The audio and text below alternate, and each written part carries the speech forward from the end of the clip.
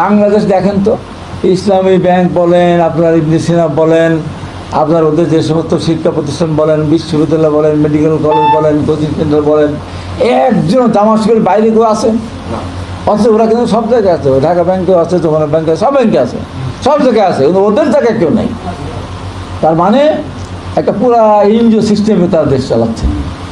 তাদের কত ফারুক ভাই 5-7% সমর্থক ছিল, এখন তারা মনে করছে যতদিন যাবে বিএনপির বিরুদ্ধে নানান প্রচারণা হবে, বিএনপি চাঁদাবাজি করে, দখলবাজি করে, যতদিন যাবে বিএনপির অবস্থা খারাপ হবে, এরপরে নির্বাচন হলে আমরাই ক্ষমতা যাবো। তো বলেন তো কত বছর লাগবে তাতে? 5 বছর? আমরা ভোট করবো 10 বছর? তাও ভোট করবো। 100 বছর অপেক্ষা করলেও বাংলাদেশের রাষ্ট্রীয় ক্ষমতা জামাত যাবে না। আজকে বলে যে বিএনপির দিন যত যাবে দুর্নাম বাড়বে। বিএনপির দুর্নাম বাড়বে না, বিএনপির সোজা পথে ব্যাখ্যা পথে সোজা পথে আসছে।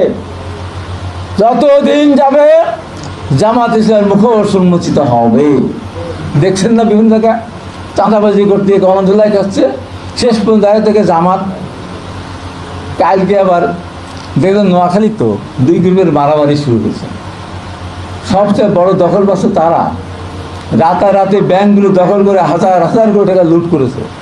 যে টেম্পু স্ট্যান্ডে 10 টাকায় চাঁদা বিএনপি সিরিয়াল দেয়, 100 বছরে সেটা করবে না। এই জামাত শিবির একজন নয়, আমি তখন বৈশ্বিক আন্দোলনের নেতা ছিলাম। 9 বছরের আন্দোলনের মধ্যে পায়ে পায়ে ধাক্কা লেগে একটা পাখির পায়ে পর্যন্ত করে নেই, কেউ জেলে যায়নি। এই যে আমরা আন্দোলন সংগ্রাম কয়দিন পারা গেছে। আন্দোলন হলো বিএনপি নেত্রী দেশনেত্রী বেগম খালেদা নাম ইতিহাসে লেখা থাকবে।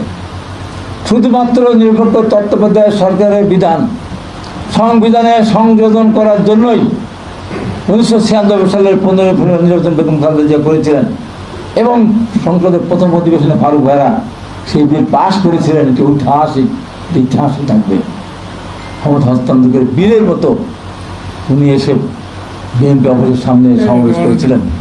তারপর নির্বাচন হলো, সেই নির্বাচনে বাংলাদেশের ইতিহাসে সবচেয়ে বড় বিরোধী দল 116টি আসন পেয়েছিল।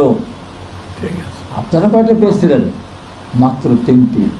বিএনপি ছাড়া চলার কোনো রকম গতি আপনাদের নেই। তাই সাবধান, নির্বাচন পিছানোর চেষ্টা করবেন না। এই সমস্ত দলকে নিয়ে নির্বাচন পিছানোর চেষ্টা করলে জনরোষের শিকার হয়ে ঘরের মধ্যে বন্দি থাকতে হবে।